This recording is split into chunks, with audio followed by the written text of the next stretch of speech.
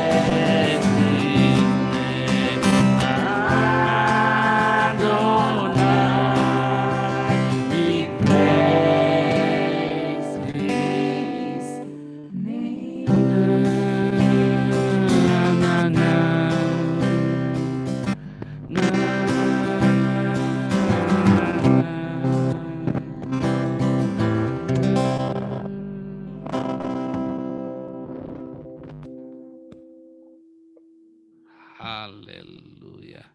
Thank you, sayang. Ya, saya akan share.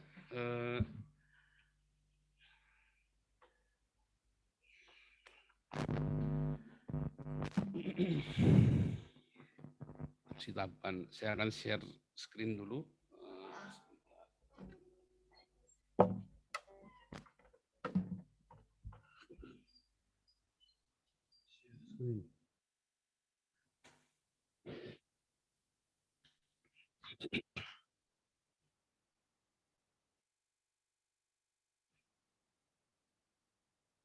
Sebentar ya.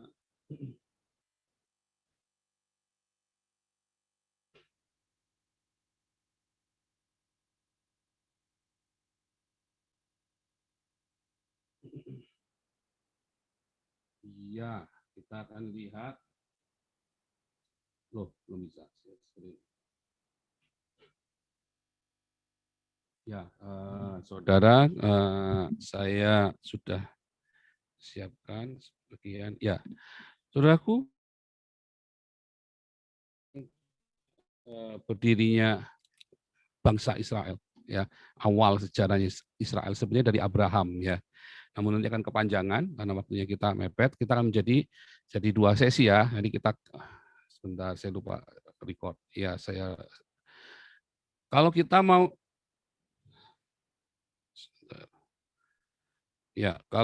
mau cek sejarah Israel, maka kita mulai dari Abraham sebetulnya. Namun nanti kepanjangan sehingga kita potong mulai dari Exodus, yaitu ketika orang Israel keluar dari Mesir. Nah, mengenai keberadaan Israel di Mesir ini, itu ada ditulis di dalam piramida di Sudan ya. Ditulis itu juga ada namanya the land of Shashu Jehovah ya. Itu menunjukkan ada keberadaan orang Israel yang kemudian mereka pergi meninggalkan Mesir untuk pergi ke sebuah tanah untuk menyembah dewa yang bernama Jehovah. Nama the land of Shashu Jehovah. Nah, itu ada di piramida di Sudan. Dan ada banyak sekali bukti-bukti yang lain. Ya, ada bukti-bukti yang lain untuk menunjukkan keberadaan orang Israel ini. Nah, Alkitab tentu saja sudah menuliskannya ya. Namun kita percaya dari arkeologi nanti beberapa saya akan terus tunjukkan beberapa arkeologi bahwa itu memang ada fakta-fakta tersebut itu ada. Ya enggak bohong, enggak bukannya bohong-bohongan. Lihat ini ya, ketika mereka sampai di Sinai ya, maka itulah awal dari konstitusi. Sebentar, saya lupa ya, ini tanggal 5 bulan Sivan. Nah, ini belum tak tulis, tanggal 5 bulan Sivan. Ya tahunnya ya jelas tahun 2005, 7, 7, 6. Sebentar, saya lupa tadi, lupa tak koreksi tadi tahunnya ya. Jadi itu pada tanggal 5 bulan Sivan itu ya, yaitu pada saat hari raya Sukot. Hari raya Safot, hari raya turunnya hukum Taurat ya kepada Musa dan seluruh orang Israel. Disaksikan 2 juta orang Israel ya. Sebentar saya mau hitung dulu ya. Wah itu mengerikan sekali ya. 2 juta orang Israel itu menjadi saksi firman Allah itu dari Yehova Elohim turun. Nah, Torah itu adalah sebuah konstitusi dasar negara mereka, dasar berdirinya bangsa dan negara Israel. Ya sama seperti Anda punya Pancasila di Indonesia. Nah, Torah itu Pancasilanya mereka. Ya. Nah, jadi saudaraku, ketika orang Israel itu menjadi sebuah bangsa, ya, wah itu nggak main-main ya, itu nggak main-main itu. Maka, nah ini kurang lebih tahun 3760. Sebentar ya, saya tunjukkan dulu. Tanggal 5 bulan Sivan. Nah ya, tanggal 5 bulan Sivan ya. Tahunnya sekitar tahun 3750. Kok tahun 3750. Tambah 1446. 4, 5 kurang 1, 7, 6, 3, 2, 3, 1, 4 kurang lebih ya. Kurang lebih ya. Ini, saya hitung mundur dari 5781. Saya hitung mundur, jadi 2316. Tahunnya Yahudi, ya tanggal 5 bulan Sivan, itu kira-kira hari raya Safot, turunnya hukum Taurat. Ya, kurang lebih itu. Nah, Gunung Sinai itu adalah lokus deliktinya, ya saat berdirinya bangsa dan negara Israel, dan mereka belum punya wilayah, mereka masih kembali. Nah, sebetulnya kalau kita kembali ke Abraham, maka wilayah itu sudah ditentukan oleh Abraham.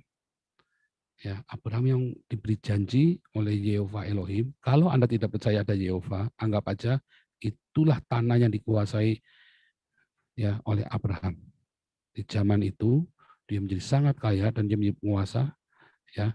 Dan karena mereka harus pergi ke Mesir karena kelaparan yang begitu rupa, mereka pergi. Nah, begitu mereka pergi, maka tanahnya kosong, diambil orang. Ya, diambil sama orang-orang Kanaan ini. Semua bekas-bekas tanahnya Abraham itu semua diambil semua.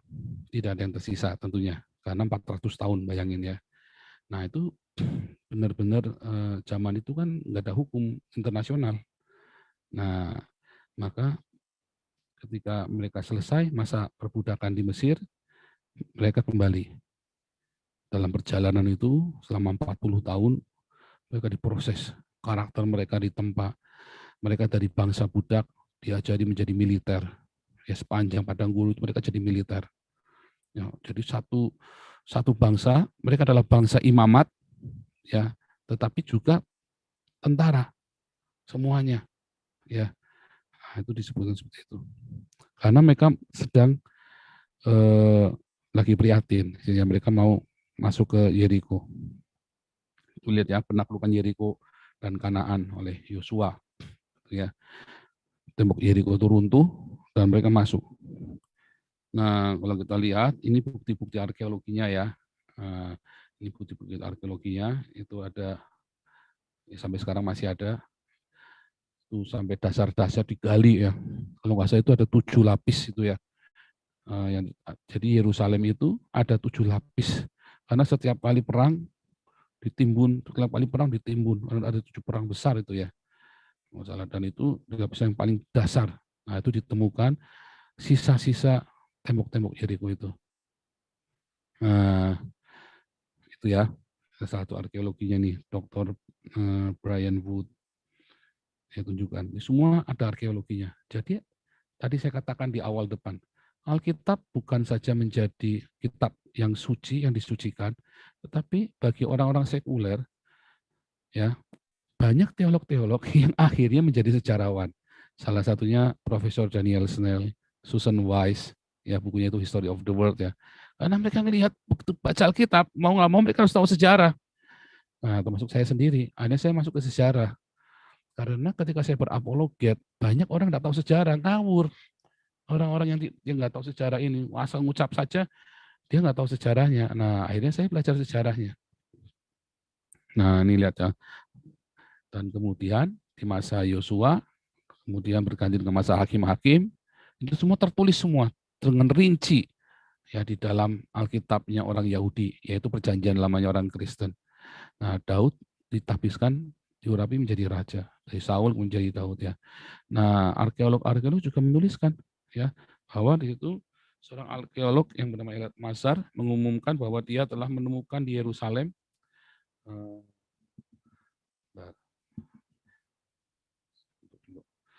apa yang mungkin adalah istana Raja Daud. Sekarang disebut sebagai struktur batu besar.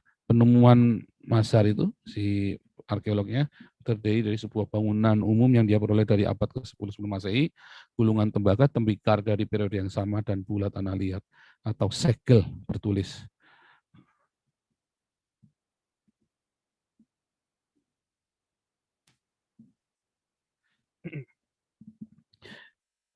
Dari Yehukal, putra Selimiah, putra Shefi, seorang pejabat yang disebutkan setidaknya 2 kali dalam Yeremia. Nah, pada Juli 2008 dia juga menemukan bula kedua milik Gedalia ben Pasyur yang disebutkan bersama dengan Yehukal dalam Yeremia 38 ayat 1. Penggalian tersebut disponsori oleh Shalem Center dan dibiayai oleh Bankir Investasi Amerika. Wah, komplit semua itu ya, ada semua. Penelitiannya dibiayai. Jadi, itu yang besar ya. Waktu saya di Berlin itu satu Mesopotamia digali itu ya. Waktu saya di Museum Insel Berlin itu, wah, jadi jam 10 pagi sampai jam 5 sore saya muter itu di Museum Insel Berlin itu ya. Wah, kakinya sampai mau putus itu.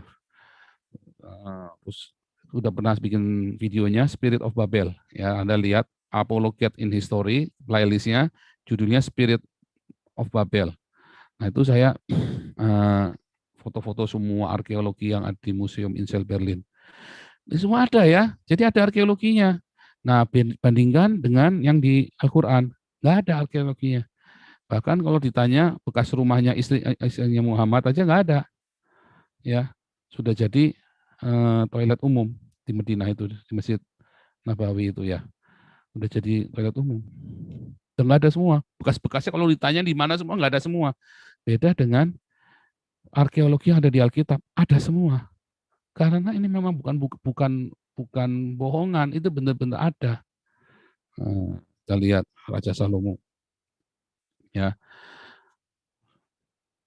pada 2010 sama ya, arkeolog ini mengumumkan penemuan bagian tembok kota kuno sekitar kota Daud yang diyakini berasal dari abad ke-10 sebelum Masehi. Ya, kalau kita ingat bait suci pertama itu tahun 966 ya. Bait suci pertama itu tahun 966 sebelum Masehi. Nah, kalau tadi Exodus tahun 1446 ya, sebelum Masehi. Alkitab menuliskan tadi kalau ditawari gitu ya 480 tahun sejak Exodus, dari Exodus. Wah, tepat sekali tuh. Jadi mereka keluar dari Mesir. Bisa tepat sekali semua tulisannya. Ya, wah akurat sekali ya, mengerikan sekali. Saya merinding waktu saya menulis tesis itu ya, iman saya bangkit. Benar-benar saya bilang, wah kalau Tuhan izinkan saya mati buat yang saya yakinkan ini, wah saya akan bersyukur. Betapa ajaibnya. Ya, kalau Anda tidak percaya Tuhan pun, berarti yang nulis ini orang hebat sekali. Nah, ini adalah konstruksi paling signifikan yang kami miliki dari masa bait suci pertama di Israel. Dari bait suci pertama itu sudah ditemukan ya dasar-dasar bagian tembok kota kuno itu. Nah, Di abad 10 itu lihat tadi ya, 966 BC itu sebagai masa pemerintahan Raja Salomo. Ini gambarnya waktu Salomo disuruh memberi keputusan, ini bayinya punya perempuan yang kiri apa yang kanan. Terus Salomo bilang ambil pedang aja. Nah, ini gambarnya itu ya. Nah, terus kerajaan terpecah jadi dua. Sebentar ya, ini saya lupa tadi sempat update tadi karena saya sebentar. Ya, ini kerajaan kemudian setelah Salomo meninggal, kerajaan terpecah jadi dua ya, Rehabeam dan Yerobeam. Nah, ini adalah sebuah patung lembu emas yang dibuat oleh Yerobeam supaya orang Samaria jangan pergi ke Yehuda. Ya. Nah, sampai dengan hari ini Torah Samaria itu juga masih dianut oleh beberapa orang-orang Yahudi Samaritan. Ya, masih ada dianut. Nah, jadi membuktikan bahwa memang cerita ini benar-benar ada atau percaya negara ini. Nah, nanti kita lanjutkan lagi. Nah, ini waktu Israel yang Samaria itu ditaklukkan oleh ini ya, Tiglat-Pileser, Asyurbanipal, sama Sargon ya. Ini semua ada di sini, ditulis semua, ada di Museum Insel Berlin tuh. Ya, ini apa namanya? Stelanya nih. Batu berpahatnya ini ada semua di sana. Nah, waktu itu saya foto-foto juga ada. Jadi ini ada semua ceritanya, baik yang ditulis di Syria, baik yang ditulis yang dalam Alkitab Yahudi ini atau perjanjian lamanya Kristen. Ajaib sekali ya, luar biasa sekali. Wah, mengerikan sekali ketepatannya. Kemudian setelah orang-orang Israel dibuang, nanti saya tunjukkan petanya. Nah, orang-orang Yahudi juga 200 tahun kemudian, ya tahun 580. Tadi orang-orang Israel itu tahun 700, orang-orang Yahudi, orang-orang Yehuda tadi, ya itu tahun 580-an. Nah, inilah Menara Babel. Ya, bukan Menara Babel. Patungnya Nebukadnezar. Nah, ini patung Sadrah Mesah Abednego kan. Cerita Sadrah Mesah Abednego. Yang disuruh menyembah patungnya Nebukadnezar. Ya kan? Nebukadnezar. Nebukadnezar ini yang tahun 586 yang mengalahkan Yehuda ya. Nah, terus ini tadi ya, ini ceritanya Daniel dengan zamannya Darius. Ya, Raja Darius. Ini zamannya Nebukadnezar.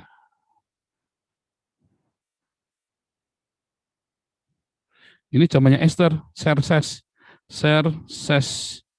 yang pertama, Ahasiweros. Ini Haman orang Amalek. Musuh bebuyutannya orang Israel. Ini Esther. Nah, ini si Xerxes. Xerxes ini anaknya Darius. Itu ada di filmnya itu ya, di filmnya 300 itu ya, Spartan itu loh. Nah, itu ada di filmnya itu, kalau Anda nonton filmnya itu. Nah, itulah suaminya Esther. Si Xerxes itu yang serem itu mukanya itu, yang gundul itu, pakai anting-anting banyak sekali. Jadi sejarah sekuler, baik di orang media Persia sendiri pun menuliskan cerita itu. Jadi bukti bahwa ada kerajaan Israel itu. Beda dengan Muhammad. Apakah Muhammad eksis? Buktinya apa? Enggak ada. Ya, ini tadi ya. Nah, ini zamannya Yudas Makabe. Ya, ini zaman Yudas Makabe. Jadi dari zaman Esther sampai ke zaman Yesus ada zaman cerita Yudas Makabe. Itu ada hari raya Hanukkah. Dan orang Yahudi sampai sekarang masih merayakan hari raya Hanukkah. Artinya orang Yahudi eksis di zaman itu. Lihat ini, Yahudi dalam zaman Kristus. Pada waktu Kaisar Agustus mengeluarkan suatu perintah, menyuruh mendaftarkan semua orang di seluruh dunia. Inilah pendaftaran yang pertama kali diadakan waktu Quirinius menjadi wali negeri di Syria. Maka pergilah semua orang mendaftarkan diri masing-masing di kotanya sendiri, termasuk Yusuf dan Maria di Bethlehem. Dan Kaisar Agustus itu memang ada, Yesus lahir di zaman Kaisar Agustus. Saat itu tanah Yudea menjadi wilayah dari Kekaisaran Roma. Jadi ada eksis orang-orang Yahudi itu. Nah, unik sekali ya, unik sekali. Nah, ini tulis dalam Perjanjian Baru, walaupun ini berbahasa Yunani, ini kan berbahasa Yunani.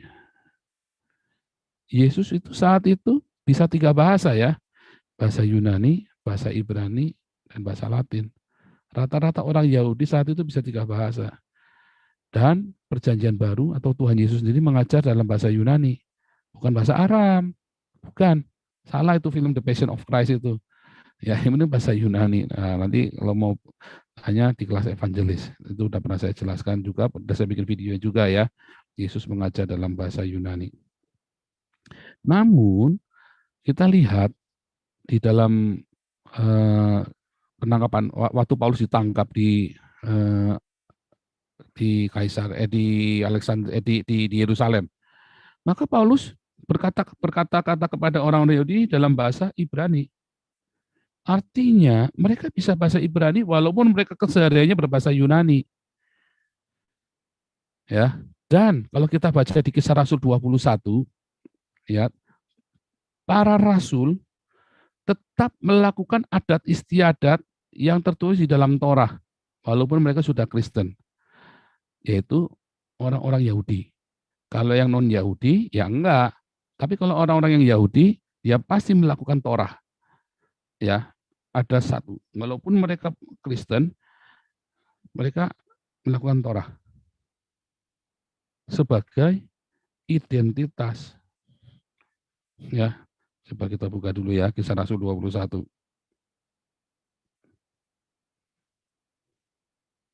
Kisah Rasul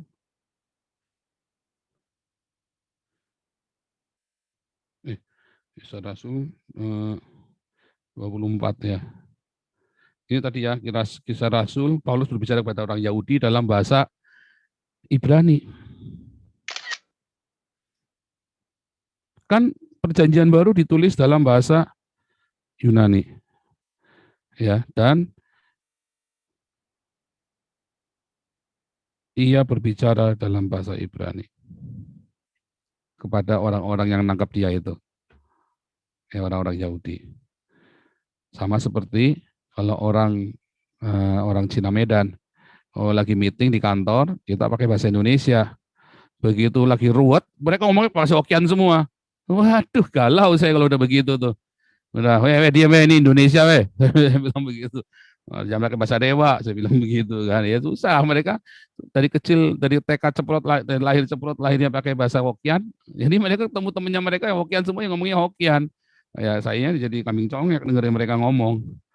Ini ya di Kisah Rasul 21 benar ya, Kisah Rasul 21 deh. Nah benar ya. Nih pertemuan Paulus dengan Yakobus, lihat ya. Lihat ya. Saudara, lihatlah beribu-ribu orang Yahudi telah menjadi percaya, maksudnya percaya kepada Yesus ya. Tetapi mereka semua tetap rajin memelihara hukum Taurat, yaitu orang Yahudi tetap melakukan Taurat. Jadi, walaupun dia Kristen, orang Yahudi tetap melakukan Taurat.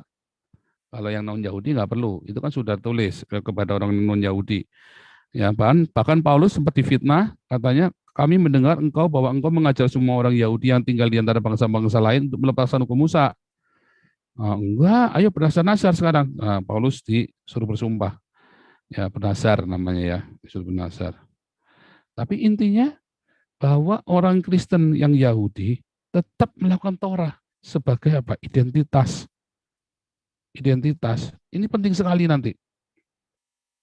Makanya Yakobus tegur, benar nggak? Nggak benar. Ayo, ya ini sebagai identitas. Orang-orang Islam kan suka memfitnah. Katanya Paulus yang membuat orang-orang nggak bikin Torah. Enggak, kalau orang Yahudi tetap Torah.